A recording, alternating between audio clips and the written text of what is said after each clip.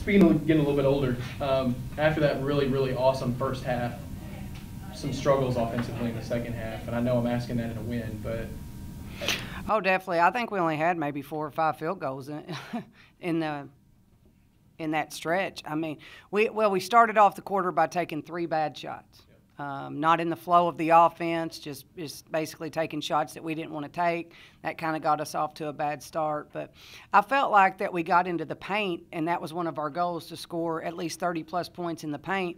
But we avoided contact when we got in there instead of going up and getting to the foul line. But, you know, the kids did a good job of persevering through that. We made our free throws tonight, which was huge. We got stops when we had to get stops. I thought our pressure in the full court and half court was really good, and really proud of the effort.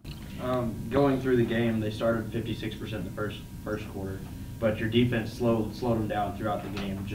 Was it just them getting comfortable and locked in? It just took a little bit. Well, when you full court press, it's high risk, high reward, and so we weren't getting the deflections and the steals, and they were getting open shots.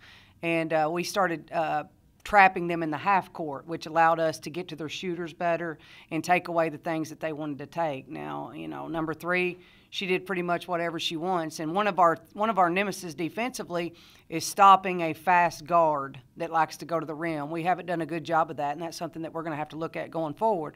But for the most part, I thought our rotations were good, and our effort and our energy was great defensively. Because you guys shot so well in the first half, and maybe this answers itself, did that allow you to employ the press more often and more consistently throughout the game?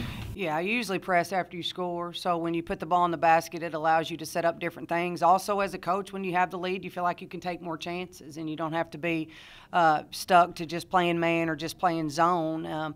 And our kids are really athletic, and they're good. And when we let them loose in the traps and in the full court, and so we want to take advantage of that. But, you know, that has to come after a score. It has to come in a situation where you can, if it's high risk, high reward, that if you give up a 3, it just doesn't kill you at that time. So, but they did a really good job of switching up defenses tonight. Our kids adjusted to those things, but I think it kept us on our toes at times, and that led to some of our shots not being as good. So, you know, you got to give Chrissy and them a lot of credit. They sure do play hard. Janika's start, that really sparked the game. Did that just build a lot of confidence for your team in the first quarter? I think so. You know, she's very capable of doing that. You know, she just hasn't been consistent, and then she plays great in the first half and doesn't play that well in the second half. So we're still talking about consistency, but you're talking about a freshman. You're talking about a kid that has a whole lot of ability, but sometimes she doesn't understand what her strengths are and how to utilize those strengths. But the start that she got us off to really boosted us in the first quarter. Maybe earlier in the season, a start like this in the second half, 0 for 9 in the third quarter, 0 for 7 in the fourth. You guys might have lost that game earlier in the year. What made tonight so different?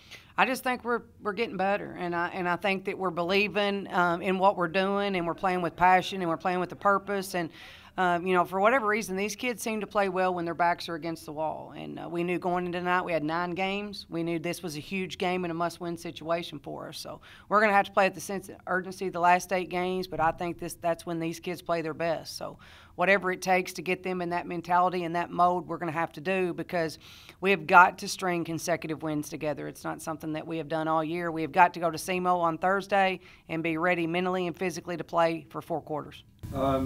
Do you think that you would like to see them spread the ball around a little bit more? You got 8 assists tonight.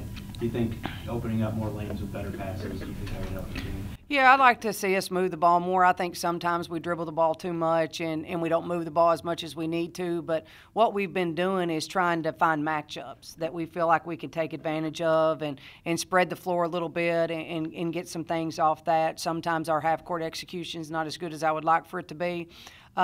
But, you know, assists are great, and we need to do a better job of sharing the basketball and getting the ball in the hands of the people that we need it to.